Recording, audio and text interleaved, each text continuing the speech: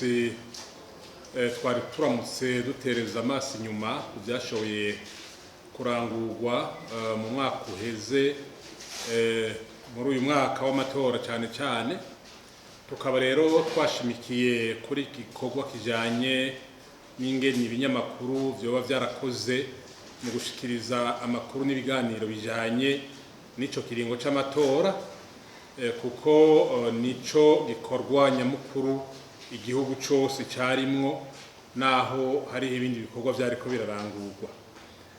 Turavye rero ingene ibimenyesha makuru vyakoze nkuko tumaze kubishikiriza, twasanze bakoze bisunga amategeko agenga umwuga, bakoze kandi bisunga n'amategeko ajanye n'ubuhinga bw'ingene umwuga wo kumenyesha amakuru ukorwa. Ivyo rero aho byavuye nuko kuva haraje nk'imyaka ibiri kuva mu mwaka wa 2018 twumvikana twibutsa tuvugana ingene bokora muri ico gihe, tukaba rero muri rusange dushima ingene bakoze. Muti none mwashimye iki? Kuva amatora ataragera yimirije haratanzwe ibiganiro byinshi cyane mu n'ibinyamakuru bitandukanye kugira ngo bamenyeshe abantu ingene amatora atunganijwe, ikiringo cayo n'ingene bo kwigenza muri ico kiringo, cyane mu kwirinda imvugo yohava ibintandaro yo kutumvikana mu bantu. Ikindi twashimye nuko ibinyamakuru bitandukanye byarahaye ijambo abiyamamaza abariko barahiganwa kugira ngo bashobore gushikiriza imigambi yabo, maze abantu bashobore gutora bazi gutandukanya icyatsi n'ururo kugira ngo batore imigambi myiza.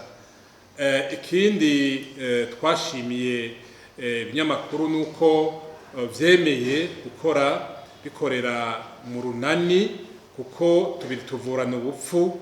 Twarabonye yuko ibinyamakuru iyo bigiye hamwe biheza bigafashanya mu kwirinda ya makosha kumbure ikinyamakuru gikoze ukwaco conyene cyo hava kigwamwo.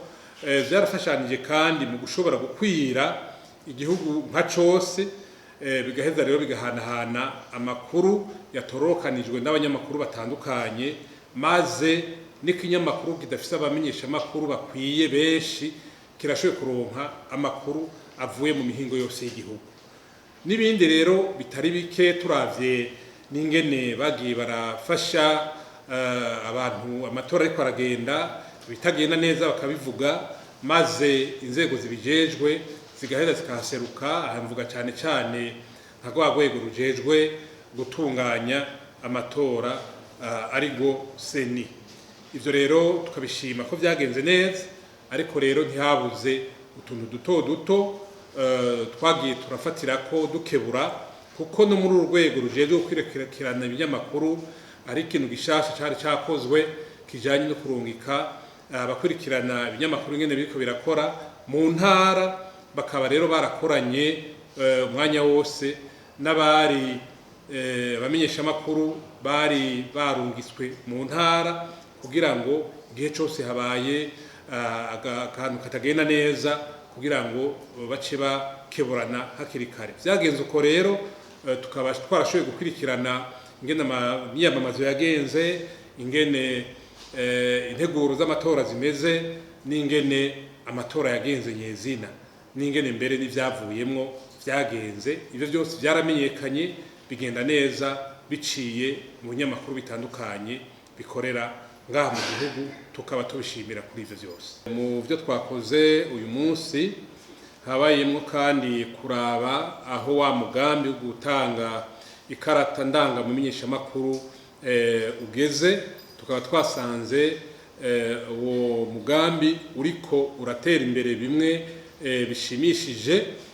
Dufatiye ku bantu bashika 1779 basavye iyo karata, twasanze abashika 1100 bamaze kuyironswa, no kuvuga ibice biri hafi ya 62% ariko rero twarihweje dusanga hashobora kuba harimwo abantu basavye iyo karata batakiri mu mwuga, bivuga yuko bamwe twibaza ko basigaye batarayironka, bashobora kuba badashika, bashobora kuba ari bake, bivuga yuko ico gitigiri ico rugero rwa 62% rushobora kuba rumaze kurenga.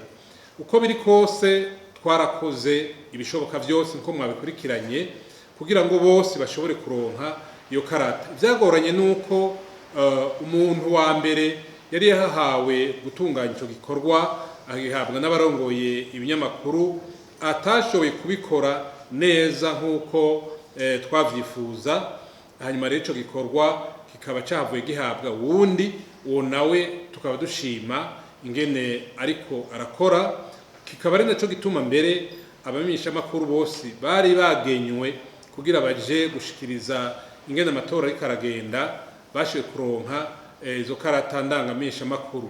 Abasigaye rero nabo ico twabonye nuko hariho ababifashe minenerwe, tukaba twaboneyeho n'akaryo kubatera kamo tubakebura kuko ikiringo kitegekanijwe n'itegeko kugira ngo abamenyesha makuru bose baronse iyo karata caraheze, mbere kiramaze no kurenga. Tukaba rero twumvikanye yuko imbere y'igenekerezo rya 14 z'ukwezi kw'icenda atamumenyesha makuru azosubira kwitwa umumenyesha makuru ngo agende ku rubuga kore adafise iyo karata. Tukaba twumvikanye rero ivyokorwa kugira ngo muri iki gihe gito gisigaye abavyifuza bose babe baronse iyo karata. Iyo karata itekanijwe n'itegeko, niko biri ngaho iwacu, niko biri no kw'isi yose mu bindi bihugu byose, eka mbere n'igihe abamenyesha makuru basabye kuja gukorera mu kindi gihugu basabwa kubanza kwerekana iyo karata. Byumvikana yuko rero umuntu atayifise ataba ari umumenyesha makuru akwije ivyangombwa. Tukaba rero twobasaba kwihuta muri akanya gato gasigaye kugira ngo bose babazironse, ntihagire uzohavagira ibibazo kubera yabifashe minenerwe kubera ataronse iyo karata. Iyo karata nkuko yitwa ni karata ndanga mumenyesha makuru. Umuntu rero atakira umumenyesha makuru yagiye gukora undi mwuga, iyo karata ni ngombwa kwaheza agaca ayisubiza ikinyamakuru yahora akorera, naco kigaca kiyizana muri iki kigo kijeje gukurikirana ingene ibinyamakuru bikora, hanyuma uyu muntu aca agenda akore uwo muga wundi, nimba nawo usaba ko afise ikarata imuranga ayironswe, mugabo yoye kugira iyo karata ndangamenyesha makuru atakiriwe. Niko rero amategeko n'ingingo zafashwe bibitegekanya. Tugasaba rero wese yayironse akaba yaravuye muri uwo mwuga ko birashika yoheza akayisubiza kuko atakiri umumenyesha makuru.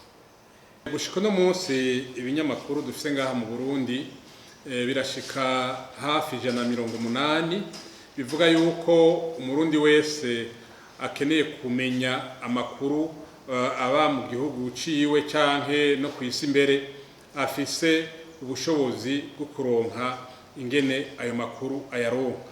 Ibinyamakuru navyo vyoba vyarahagaritswe kubera amakosha vyakoze, vyarahagaritswe kubera vyakoze amakosha, kandi ibinyamakuru vyahagaritswe kubera vyakoze amakosha y'agacamutwe, ku buryo aho ivyo vyariko birashikiriza ivyo twita amakuru vyari guhava biba inkwezi y'akarongo, intandaro y'ingorane mu gihugu.